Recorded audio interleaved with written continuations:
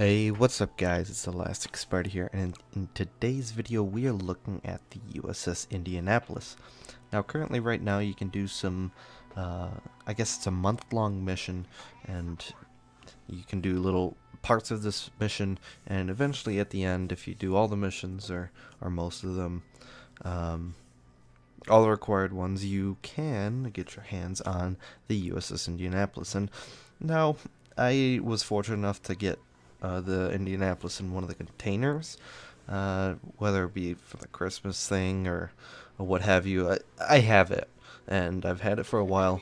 I only got about 25 games played in it, but I kind of want to give you my thoughts today, and what I like about the ship, what I don't.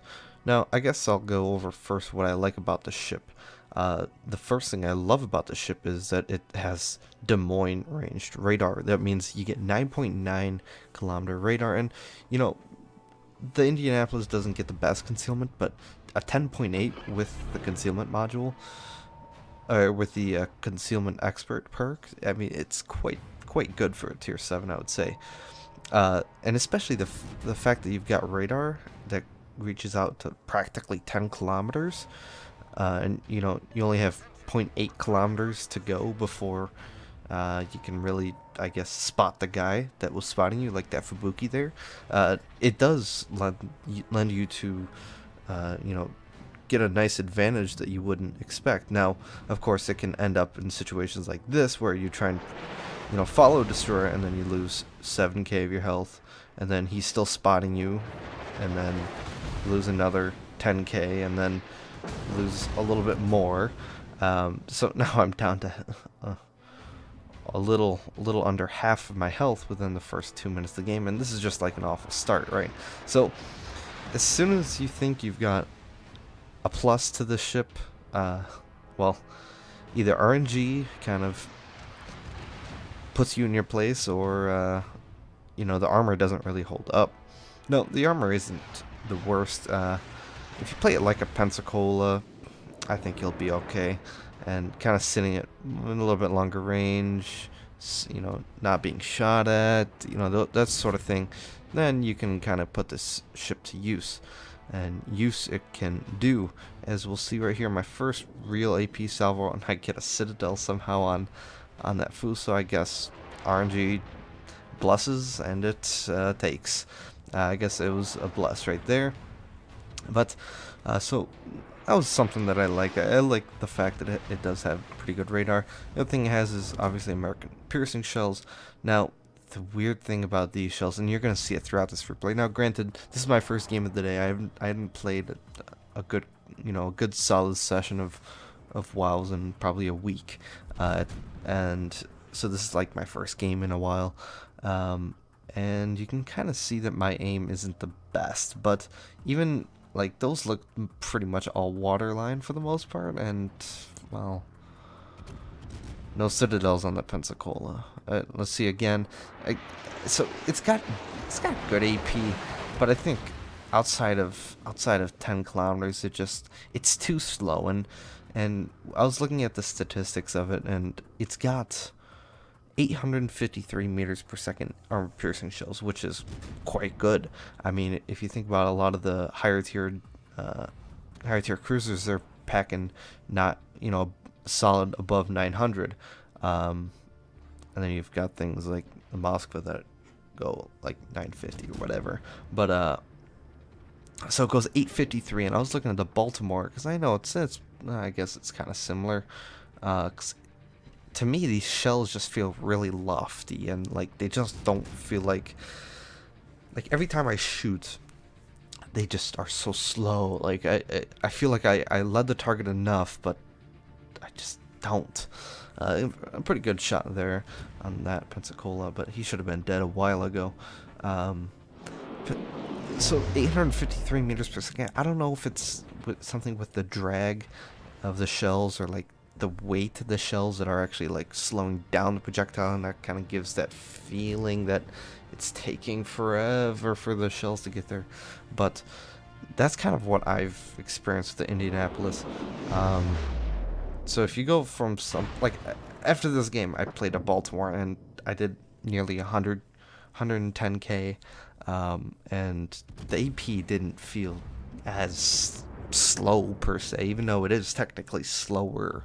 Um, it just feels odd, I guess. But of course, once you get within the 11 to sub 11 kilometer range, then the speed doesn't matter as much. There's not enough drag and all this other stuff. You start to really destroy things.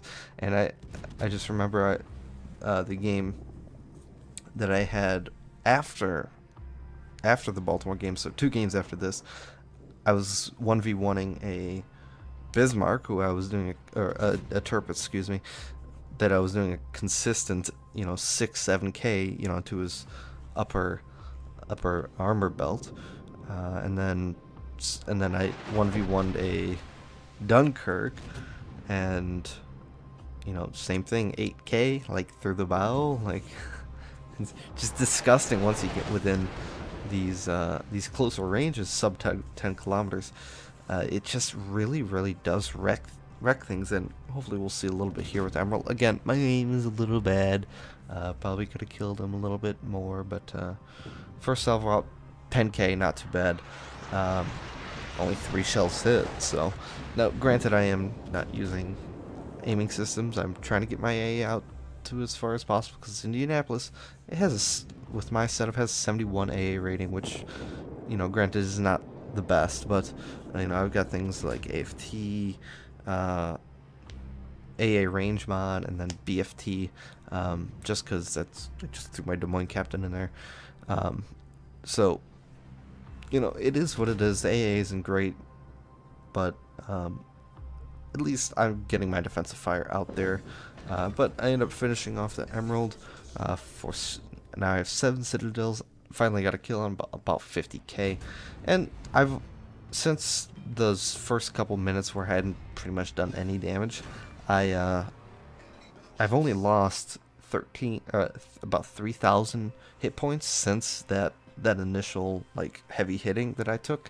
So see, when you can kind of play this second role, which is really how most cruisers should be played, especially these cruisers like Indianapolis and New Orleans and Pensacola, I guess Omaha, and all the other lighter tier cruisers. If you just play one little step behind, then you'll be fine. And 50k damage, I'm like 10k, 15k off my average, I think.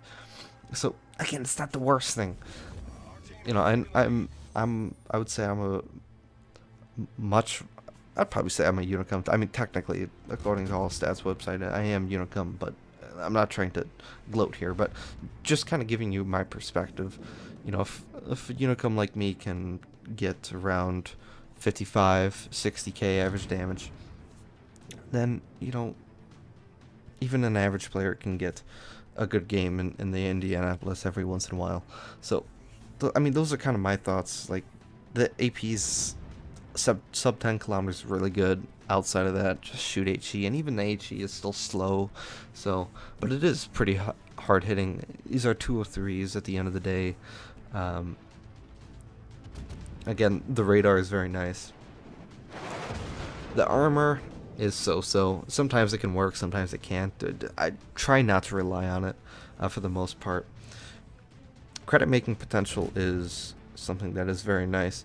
Now, the credits you'll make with Indianapolis, again, it's tier 7, so it's not the best, but it's good. If you can, we'll see after this game, but if you can get a good enough, even if you manage 50, 60k, you're still racking in probably 200-300k per game with premium too, and you can slap some flags on there, so it's not a bad premium overall. Now, here I was a little bit worried that Fubuki actually got another set of torps off on me, so I had planned on turning back, and I didn't think Smutsuki had fired yet, so I thought I might have time, but unfortunately the game ends a little bit early there. But I hope this was at least kind of a learning experience for you guys, but let's move on to the screenshots. As a recap, AP is good, sub 10 kilometers, HE is also pretty good, not the best. Radar lends itself it's a great thing that you have 10-kilometer radar, but at least for myself, I find myself playing too aggressive, and you kind of want to hold back. You know, at the start of the battle, only go half speed. Let everyone else go out, and that will kind of help you stay alive and don't waste your hit points like you did, like I did here. And use the radar when you need it, not like trying to force it upon your opponents. I guess kind of like a Moskva, where you can just YOLO in with a Moskva, use your radar, and then spot everything. Don't do that. Just relax. You know, use it more mid game, that sort of thing. Armor, not the best. Again, play that second line cruiser, but for the most part, I thought that this was it's not the best game. It's not 150k damage in Indianapolis, like I guess you guys might expect, but 3 kills, 7 citadels, nearly 75k damage. And again, I made 360k credits. Not too bad. Team score wise, 15-16 basic speed, not bad at all. Again, those 3 ships killed, and I'm top in the leaderboard, so I don't know what that has to say, but it is. Now, damage distribution, I probably could have done a little bit better here. With some of my maneuvering and game knowledge and that sort of thing. Knowing when torpedoes are coming from where, that sort of thing, whatever. So I died a little earlier than I expected. I probably could have gotten another 30-40k out of the ship. But for the most part, probably stick to HE and then sub 11 kilometers. You can start shooting AP, even at battleships, it doesn't matter at this tier. But it's hard because I say one thing and then the next game I could get a wither or something. So not that that's ever happened, but I'm sure that's a possibility. And the credits and XP, I did 70k damage. Again, not the best, but it's an accurate representation of what to expect from the ship. And I made over 200 grand with premium. I don't have any like extra boosters, so the only thing I have is minus 20%, but I mean that's like what, 10k, 15k, something like that. So still made over 200k. Even if you don't have premium, you still reckon in 100 grand.